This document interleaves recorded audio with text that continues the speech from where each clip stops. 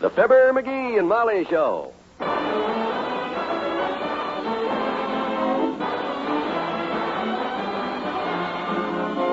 Every weekday at this time, NBC brings you Fibber McGee and Molly transcribed. The show is written by Phil Leslie and Ralph Goodman and directed by Max Hutto.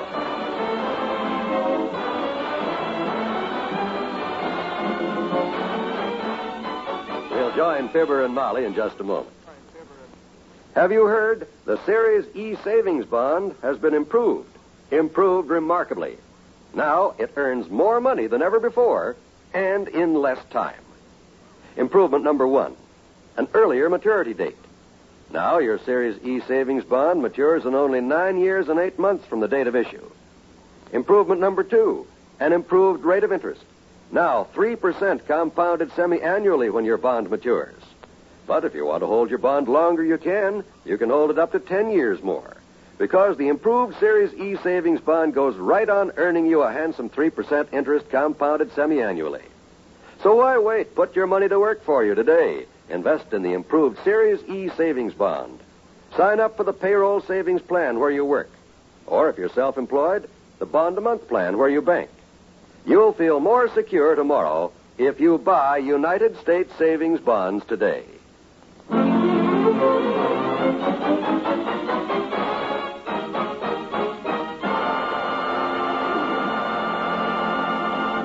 Boy, oh boy, I can't wait to get started, Molly. Look what a beautiful morning. You got the lunch packed yet? I'm hurrying as fast as I can, McGee. Doc and Herb will be here any minute. Boy, when I think of all them little fat ducks up there at Lake Wapahokey just waiting for me to get there. Hey, you got the lunch packed yet? You take it easy, dearie. If I hadn't spent 35 minutes getting you out of bed, I wouldn't have to rush like this now. No, I was tired, kiddo.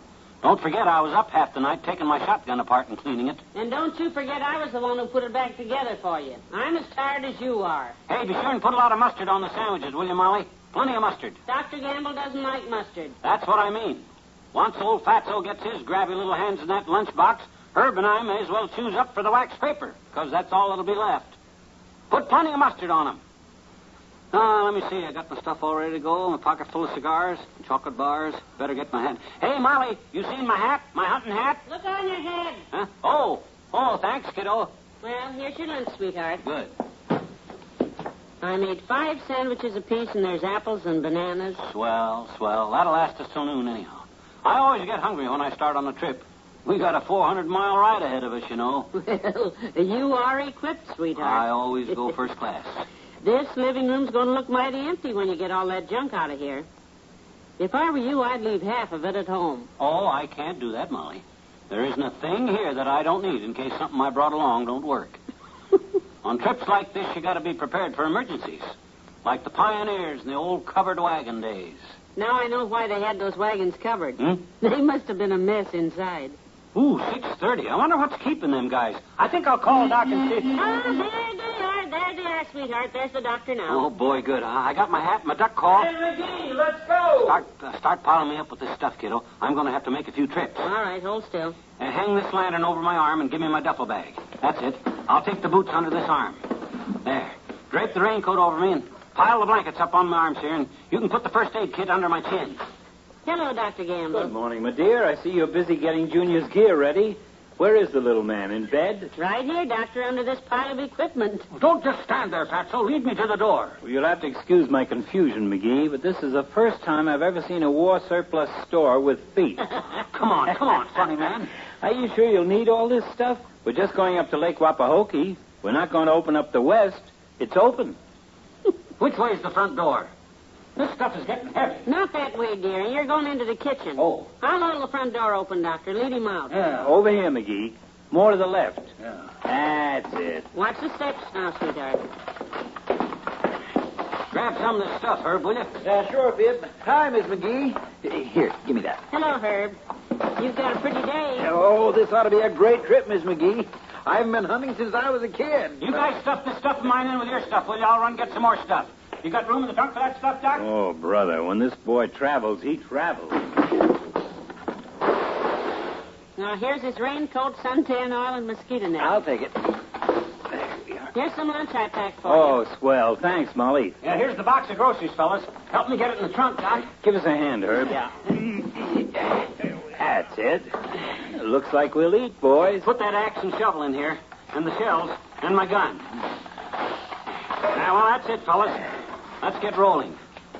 Lake Wapahokey, here we come. Now, please be careful, boys, and have a good time. Yeah, we will. So long, Molly. You take care of yourself, Molly. And we'll bring you a lot of nice ducks, Tootsie. I'll miss you. Have fun and be careful. We will. Bye. Lock up good at night. Goodbye, Miss McGee. Goodbye, my dear. Bye, boys. Keep your eye on McGee, Doctor. Don't you worry, my dear. When that boy has a gun in his hand, we don't take our eyes off him for a minute. Goodbye. Well, there he goes, bless his little heart. I think I'll call the hardware store and order a popcorn popper. It's going to be mighty quiet around here the next few days.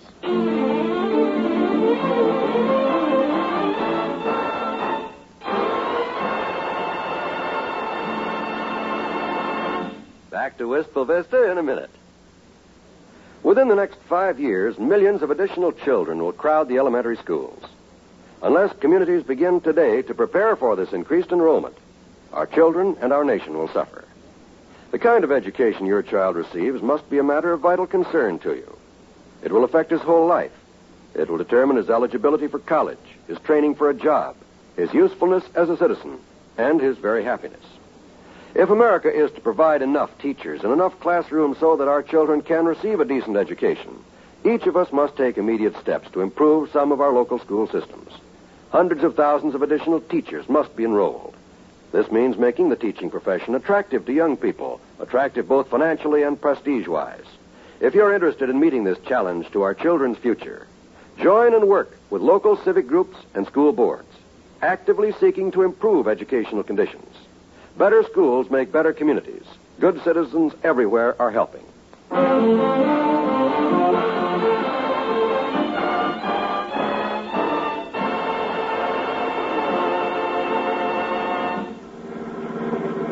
How much farther is it to the lake, Doc? Oh, about 50 miles from that last turnoff, Herb. You getting tired? Oh, my neck's a little stiff. Pull up. I'll drive for a while. No, you drove the last 100. Why don't we wake McGee up? It's his turn. No, don't do that. Let that sleeping dog lie, I always say. Let's not invite trouble. Yeah, but he's been sleeping ever since we left town. You and I have been doing all the driving. Yeah, I know. Isn't it wonderful? Wonderful. Well, it's a little hard to explain, but by the time we start back home, I think you'll understand. You've never been on a hunting trip with McGee, have you? No, I haven't been hunting at all since I was a kid. Well, this will be a fascinating experience for you, my boy. I better brief you a little. Yeah? Like, for instance, if you wake up about midnight with somebody stomping around the cabin, striking matches and rattling dishes, that'll be McGee. He gets hungry. Oh, fine. He always get up to eat? Always. And if you hear a howl around 2 or 3 a.m., sort of like a bobcat with a cut throat, that'll be McGee. After he eats, he has nightmares. Sounds pretty gruesome. Anything else? Well, there's the bear traps. The what? He's terrified of bears. Didn't you see the bear traps he brought? Oh, you're kidding. No bears in this country? Well, just don't walk around outside in your bare feet till he tells you where the traps are.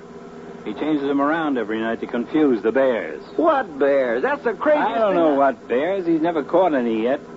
But those traps can break your leg. What are you stopping for? You tired? No. I don't know. Maybe I ought to bail out here. I got a wife and 2 kids. Oh, take it easy, Herb. I've hunted with him for years. You just have to take a few extra precautions. And I think you're pulling my leg anyhow, Doc. Nobody would bring bear traps on a duck hunting trip to this country. Where are we? We there? Is this it? No, McGee. Still 50 miles to go. Oh. Well, I better get some of my gear straight. Have you seen my bear traps? Hand me my sleeping bag, Doc. I'll hitch a ride back. What's the matter with him? He's a little nervous. His first hunting trip. You know how it is. Oh, sure. Well, there's nothing to be ashamed of, Herb. I was the same way. Come on, get back in. You're probably tired, boy. I'll drive the rest of the way.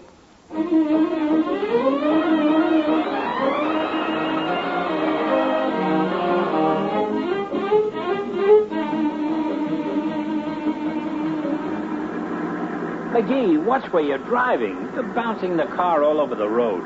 stop beefing, will you, Doc? I know what I'm doing. Well, you better go easy, Fib. This dirt road's a little rough. A lot of chuck holes. I'm watching the road. I've seen every one of them chuck holes. And you've hit every one of them, too. So far, you got a perfect score. Well, maybe you'd like to drive. Yes, I would. Well, okay, it isn't your turn. I believe you like this. Just because you once had an uncle who was a cowboy is no reason to bounce us all over the... What was that, McGee? Sounded like something dropped out of the bottom of your car, Doc. Some road. What was that, McGee? Well, whatever it was, you didn't need it in the first place because we're still going, ain't we? Anyway, this road is too narrow to turn around. It's too dark anyhow. We'll pick it up on the way back. If we ever get back. McGee, if I ever asked Hey, you... fellas, there's the lake up ahead. We're here. Yeah, I see it, Doc. Right through them trees. Oh, look at that moonlight. I hope it's not a mirage. I wouldn't want to go through another mile of road like we just went through. Boy, oh boy, oh boy. Wapahokey, here we are. Yahoo! There's the cabin down on the left. Yeah. Will I be glad to stretch. Hey, it looks like a pretty nice little cabin, fellas. Oh, it looks like the Waldorf Astoria to me at this point. I'm tired. And hungry. Gee, isn't this beautiful country? Look at that lake. I'll bet that baby's loaded with ducks. Well, come on, let's get unpacked, men. Yeah. I'll take the bags and blankets in. Oh, I'm starving. Yeah, me too. Give us a hand with this gear, McGee. Okay. Herb and I'll take this stuff in and get the fire started. You get the groceries out of the trunk, will you? Okay, but be careful with the fire now, Fatso. You know what happened the last time. Yes, I know. That's why we're making it this time. Well, I got the sleeping bags in, Doc. What's next? You can give me a hand with some of this cooking equipment. Boy, am I starved. Me too. Hey, Doc. I got a little bad news for you. I dropped the food. Come on, Herb. Butterfingers is at it again. Luckily, it's mostly canned goods. All right, McGee. Where did you drop it? Well, you remember on the way up here when I hit that big bump and something fell out of the car? Uh-huh. I figure it's about a mile and a half back down the road there because... Now, wait a minute, Doc. I'll go. Put the gun down. I'll go.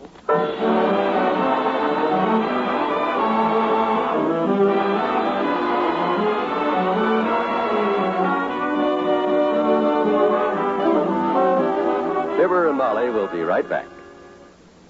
Has your radio been on all day? You know, in almost every case where someone's been home all day, I'd be pretty safe in betting that your radio played almost constantly. It's that way in millions of American homes. The radio is a friendly companion and a top source of entertainment. And throughout the past quarter century, more people have listened more to NBC radio than to any other single source of entertainment. And today, as always, millions of Americans every day tune to the station where they hear the familiar 3 NBC chimes. For they know that the chimes are their invitation to the finest in radio entertainment. And this week especially, we'd like to invite you to join us on Sunday to hear many great new and different programs presented on the NBC radio network. You'll hear a host of stars, a world of information, and a day filled with the best dramatic entertainment. So won't you make it a date to tune to this station for the NBC radio network on Sunday? You'll be pleasantly entertained.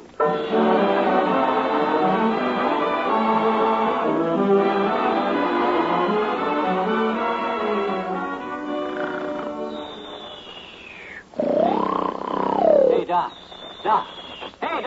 Hey, Doc. What? What's wrong, McGee? I'm hungry. Oh, go to sleep. Yeah, but gee, Go to sleep! Okay. Good night.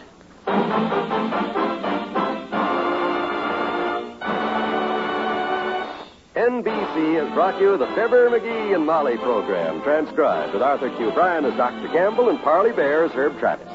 This is John Wald inviting you to be with us again next Monday for another visit with Fibber McGee and Molly.